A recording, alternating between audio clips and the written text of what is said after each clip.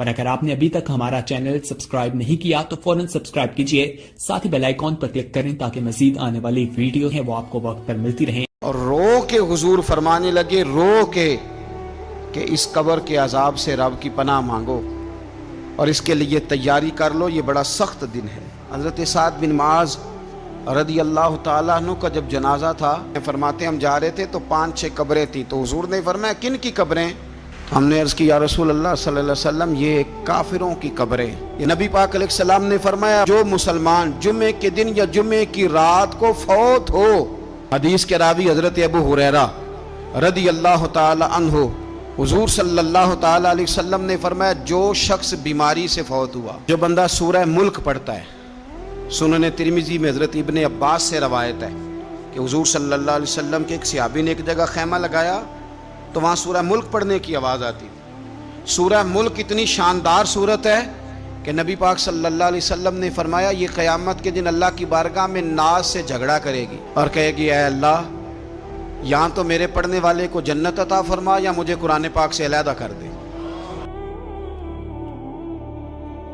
اب عذاب قبر جو ہے، قبر کے اندر جو انسان کا عذاب ہے تو وہ بھی عالم برزخ کا عذاب ہے۔ میرے رسول کریم صلی اللہ تعالی علیہ وسلم نے نہ کچھ چیزوں سے پناہ مانگی ہے، خود حضور نے، رسول کریم علیہ السلام نے پناہ مانگی۔ حضور فرمانے لگے اے اللہ مجھے کنجوسی سے، بخیلی سے پناہ عطا فرما، اور حضور نے باقاعدہ پناہ مانگی ہے کہ اے اللہ مجھے ارذل العمر ہونے سے پناہ میں رکھ، جب عمر اتنی زیادہ ہو جائے کہ وجود کے حصے کام کرنا چھوڑ جائے، اس سے پناہ مانگی۔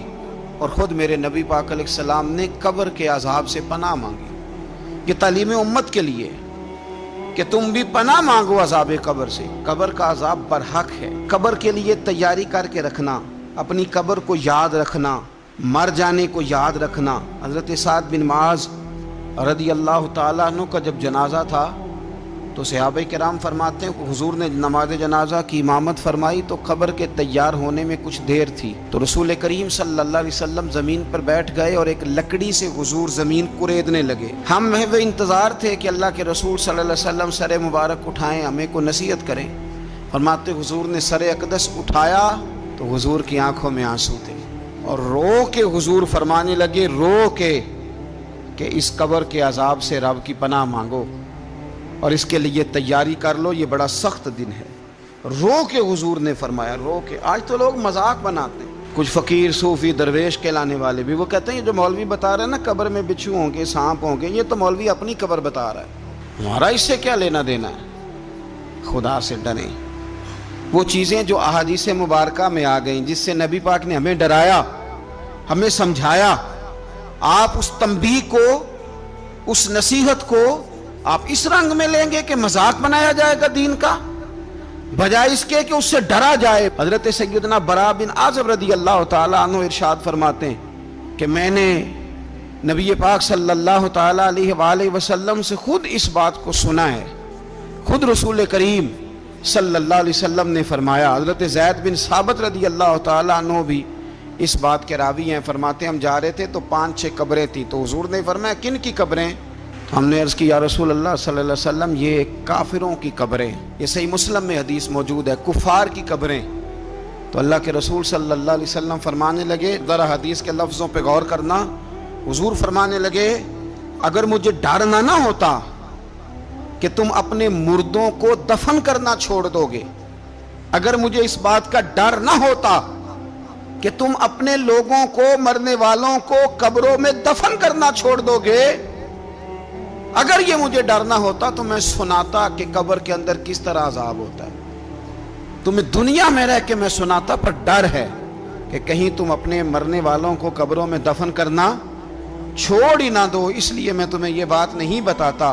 اور میرے رسول کریم صلی اللہ تعالی علیہ وآلہ وسلم نے پھر ارشاد فرمایا، اپنے غلاموں کی طرف نظر فرمائی، یہ بات کہہ کے کہ اگر مجھے ڈر نہ ہوتا کہ تم دفن کرنا چھوڑ دو گے تو تمہیں میں سنا دیتا کہ قبر میں کیا عذاب ہوتا ہے۔ پھر حضور نے صحابہ سے فرمایا چلو بھائی دوزخ کے عذاب سے اللہ کی پناہ مانگو۔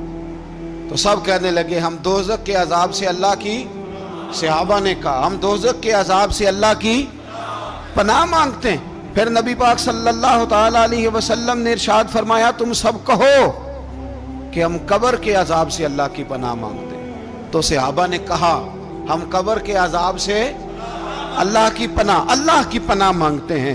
پھر میرے رسول پاک علیہ الصلوۃ والسلام نے فرمایا تم کہو، سارے یہ کہو کہ ہم ظاہری اور باطنی فتنوں سے اللہ کی پناہ مانگتے ہیں۔ تو صحابہ نے کہا کہ ہم ظاہری اور باطنی فتنوں سے اللہ کی پناہ مانگتے ہیں۔ پھر میرے محبوب علیہ السلام نے فرمایا تم کہو کہ ہم دجال کے فتنے سے اللہ کی پناہ مانگتے ہیں۔ تو صحابہ کرام نے کہا کہ اے اللہ ہم دجال کے فتنے سے تیری پناہ میں آتے ہیں۔ نبی پاک علیہ السلام نے یہ الفاظ کہہ کے یہ بات بتلا کے ہمیں سمجھا دیا، ہمیں قائل فرمایا محبوب نے۔ یاد رکھنا، اس بات کو اچھی طرح سمجھ لینا کہ اگر مجھے ڈرنا ہوتا کہ تم اپنے مردوں کو دفن کرنا چھوڑ دو گے تو تمہیں بتلا دیتا کہ قبر میں کتنا سخت عذاب ہوتا ہے۔ میرے عزیز، کچھ لوگ ایسے ہیں جن سے عذاب قبر ہوگا ہی نہیں۔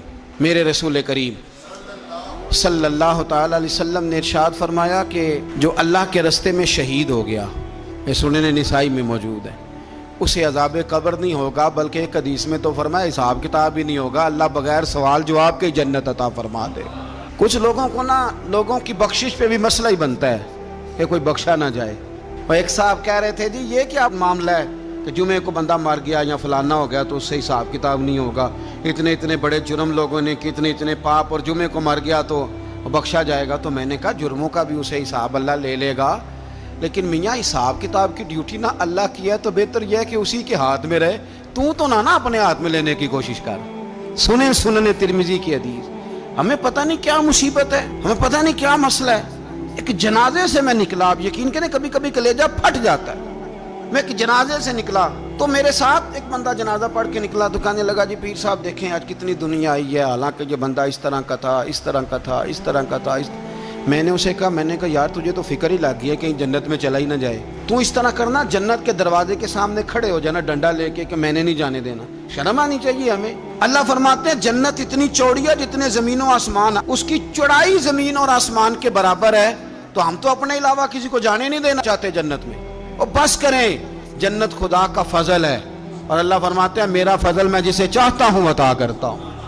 یہ سنن ترمذی کی حدیث، اور اس کے راوی حضرت عبداللہ ابن عمر رضی اللہ تعالیٰ عنہ، نبی پاک علیہ السلام نے فرمایا جو مسلمان جمعے کے دن یا جمعے کی رات کو فوت ہو اس کو اللہ تعالیٰ قبر کی آزمائش سے محفوظ رکھتا ہے۔ جو جمعے کی رات فوت ہو جائے یا جمعے والے، یعنی جمعے رات اور جمعے کی درمیانی رات چلا جائے یا جمعے والے، تو اللہ اسے عذاب قبر سے، تو میرے عزیز جو بندہ شہید ہو اس سے عذاب قبر نہیں ہوتا، جو آدمی جمعے کے دن یا جمعے کی رات چلا جائے اسے بھی عذاب قبر نہیں ہوتا۔ اور میرے رسول کریم صلی اللہ تعالی علیہ وسلم نے فرمایا جو بندہ ایک دن اور ایک رات، یہ حدیث صحیح مسلم میں، سنن ترمذی میں، مصنف عبد الرزاق میں موجود ہے، ایک دن اور ایک رات اللہ کی رضا کے لیے اسلامی سرحد پہ پہرا دے۔ میں اور آپ سوئے ہوئے ہیں، لیکن وہ لوگ جو فوجی بارڈروں پہ کھڑے ہیں، دیکھو مدینے والے محبوب کس کس پہ کرم فرماتے ہیں۔ ساری عمر نہیں، 24-25 سال کی سروس نہیں، فرمایا ایک دن اور ایک رات اللہ کی رضا کے لیے جو اسلامی سرحد پر پہرا دے، مسلمانوں کو کافروں سے بچائے، رب اسے عذاب قبر نہیں دے گا، اسے اللہ تعالیٰ اپنے فضل سے معاف فرما دے گا۔ ایک رات اور ایک، آپ کیا سمجھتے ہیں کہ ان فوجیوں کی کوئی چھوٹی شان ہے؟ ان کا کوئی چھوٹا مرتبہ ہے؟ ایک دن اور ایک رات اگر یہ پہرا دیں تو اللہ انہیں اتنا انعام عطا کرتا ہے۔ اسی طرح سن لو، یہ ذرا غور سے سننا، ابن ماجہ کی حدیث، اور اس کے علاوہ مسند ابو یعلا میں موجود حدیث کے راوی حضرت ابو ہریرہ رضی اللہ تعالی عنہ، حضور صلی اللہ تعالی علیہ وسلم نے فرمایا جو شخص بیماری سے فوت ہوا، قربان جاؤں میرے محبوب نے بیماری کا نام ہی نہیں لیا، فرمایا کوئی بھی بیماری ہو، فرمایا جو آدمی بیماری سے فوت ہوا اللہ اسے شہادت کی موت عطا فرمائے گا، اور وہ عذاب قبر سے اور قبر کے امتحان سے بھی محفوظ رہے گا، اور حضور فرماتے ہیں اس کو صبح اور شام جنت کے باغوں میں سے رزق دیا جائے گا۔ جو کسی بھی بیماری سے مرا، یہ لوگ بیماری سے مر رہے ہیں تو لوگوں نے اچھوت سمجھ رہے ہیں، اچھوت یہ اچھوت نہیں ہے، اس لیے کہ لوارث نہیں، یہ خدا رسول کے ماننے والے ہیں. تم انہیں اچھوت کہہ رہے ہو اور مدینے والے رسول انہیں شہید فرما رہے ہیں. حضور نے فرمایا جو بیماری سے مرے شہید ہے، وہ قبر کے عذاب سے محفوظ رہے گا اور جنت کے باغوں میں سے اللہ رزق دے گا. لوگ کہتے ہیں دیکھو جی بڑا تانگ ہو کے دنیا سے گیا ہے، تو اس بندے کو بھی عذاب قبر نہیں ہوتا. اسی طرح جو بندہ سورہ ملک پڑھتا ہے، سنن ترمذی میں حضرت ابن عباس سے روایت ہے کہ حضور صلی اللہ علیہ وسلم کے ایک صحابی نے ایک جگہ خیمہ لگایا تو وہاں سورہ ملک پڑھنے کی آواز آتی، کوئی بندہ پڑھنے والا نظر نہیں آتا تھا. جب حضور کی بارگاہ میں عرض کیا تو فرمایا وہاں قبر تھی اور قبر کے اندر بیٹھ کے میرا صحابی سورہ ملک کی تلاوت کر رہا. اگر ہمیں خسرہ نمبر یاد ہو جاتا ہے نا اپنی جگہ کا، اور ہمیں پتہ ہوتا ہے کہ میرے والا حصہ کتنے کروڑ کا ہے، اگر ساری کہانیاں ہمیں یاد ہوتی ہیں تو سورہ ملک بھی ہمیں یاد ہو سکتی ہے. موبائل پہ اس کو ریکارڈ کر لیں، پھر اس کو سنیں کبھی بھی سورہ ملک میں. اور ہمارے سلسلہ عالیہ میں تو سورہ ملک وظیفہ ہے. ہمارے الوظیفۃ الکریمہ میں اعلیٰ حضرت نے لکھا ہے کہ رات کو سورہ ملک اور سورہ یاسین کے بغیر سونا نہیں. سورہ ملک اتنی شاندار صورت ہے کہ نبی پاک صلی اللہ علیہ وسلم نے فرمایا یہ قیامت کے دن اللہ کی بارگاہ میں ناز سے جھگڑا کرے گی اور کہے گی اے اللہ یا تو میرے پڑھنے والے کو جنت عطا فرما یا مجھے قرآن پاک سے علیحدہ کر دے. میرے رسول کریم علیہ السلام نے مومن کی قبر کا حال بھی بتایا. سنن ترمذی میں صحیح ابن حبان میں حضرت ابو ہریرہ رضی اللہ تعالیٰ عنہ بیان کرتے ہیں کہ حضور صلی اللہ علیہ وسلم نے فرمایا جب میت کو قبر میں رکھا جاتا ہے تو اس کے پاس سیاہ رنگ والے اور نیلی آنکھوں والے 2 فرشتے آتے ہیں اور اس کو اٹھا کے بٹھاتے ہیں. باقی حدیثوں میں 3 ہی سوال ہیں، لیکن اس حدیث میں حضور نے فرمایا انہوں نے بس میرے بارے میں ہی پوچھنا ہے، اٹھا کے بس میرے بارے میں صرف یہ پوچھنا ہے بتا مدینے والے محبوب کے بارے میں دنیا میں کیا کہا کرتا تھا. تو اعلیٰ حضرت بریلوی تو کہتے ہیں میں نے تو کہہ دینا ہے سرور کہوں کہ مالک و مولا کہوں تجھے، باغ خلیل کا گل زیبا کہوں تجھے، تیرے تو وصف عید تناہی سے ہیں بری، حیراں ہوں میرے شاہ میں کیا کیا کہوں تجھے، لیکن رضا نے ختم سخن اس پہ کر دیا، خالق کا بندہ خلق کا آقا کہوں تجھے. اور پیر میر علی شاہ صاحب کہتے ہیں میں نے وہاں یہ کہنا ہے کہ مکھ چند بدر شاہ شانی ہے تے متھ چمک دی لاٹ نورانی ہے، کالی زلف تے اکھ مستانی ہے، مخمور اکھی ہیں مد بھریاں سبحان اللہ. ما اجمل کا ما اکمل کا ما احسن کا تے کتھے میرے علی کتھے تیری ثنا، مشتاق اکھیں کتھے جاڑی. تو نبی پاک علیہ السلام فرماتے ہیں میرے بارے میں پوچھیں گے، میرے بارے میں. ویسے بھی ایک سوال لازمی ہوتا ہے نا، یہ والا سوال لازمی ہے. من ربو کا پوچھ کے نا تو جنت جہنم کا فیصلہ نہیں، ماں دینوں کا پوچھ کے جنت جہنم کا فیصلہ. ہاں بات اگر ختم ہونی ہے تو مدینے والے کے سوال پہ ختم ہونی، اس لیے کھل کے نعتیں پڑھا کرو، راج کے درود پڑھا کرو. یہ بات یاد رکھیں، یہ فیصلہ حضور کی ذات پہ ختم ہونا ہے. وہ شکایتیں کرتے ہیں نا لوگ آ کے، تو ایک بچی کو ہمارے ہاں داخل کرانے کے لیے ایک صاحب لے کے آئے تو کہنے لگے بڑا عرصہ اسے فلانے مدرسے میں داخل کرایا سوائے نعتوں کے کچھ بھی نہیں سیکھا اس نے. تو میں انہوں آکھیا چاچا جی جڑی اصل کام سی وہ تو سیکھ گئی ہے نا تہاڈی بچی.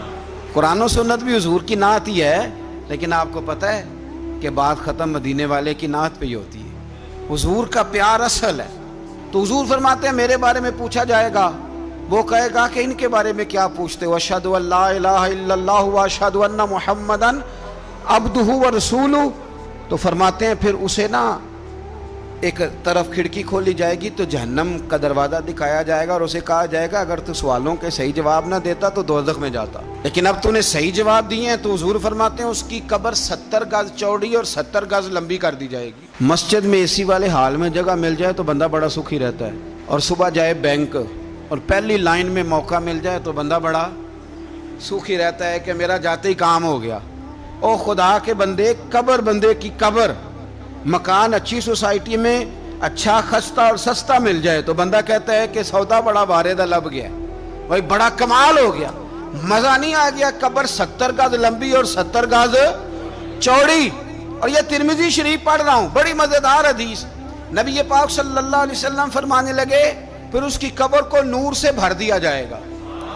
حضور کو پہچان گیا نا، قبر نور سے بھر دی گئی اور جب 70 گز لمبی کر دی گئی تو بڑے پیارے لفظ ہیں حدیث کے.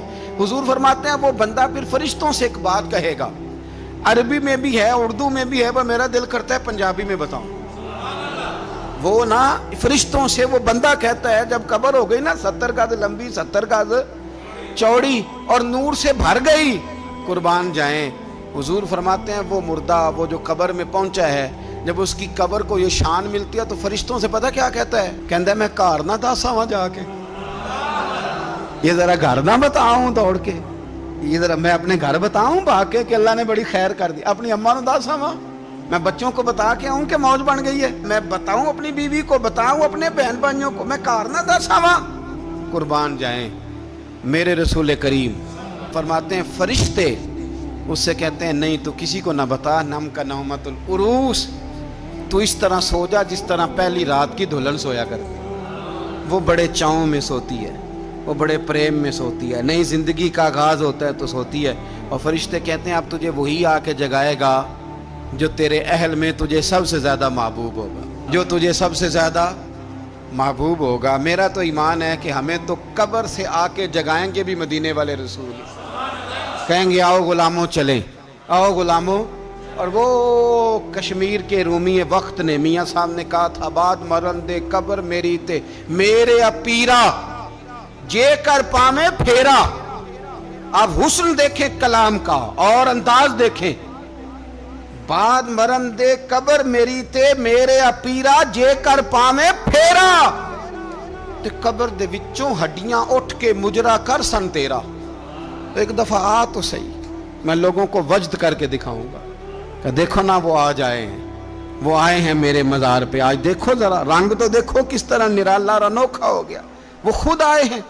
मोमन की कब्र जन्नत का बाग बनेगी, उसे नवाजा जाएगा, उसे दिया जाएगा, उसे अता किया जाएगा, उसे अता किया जाए।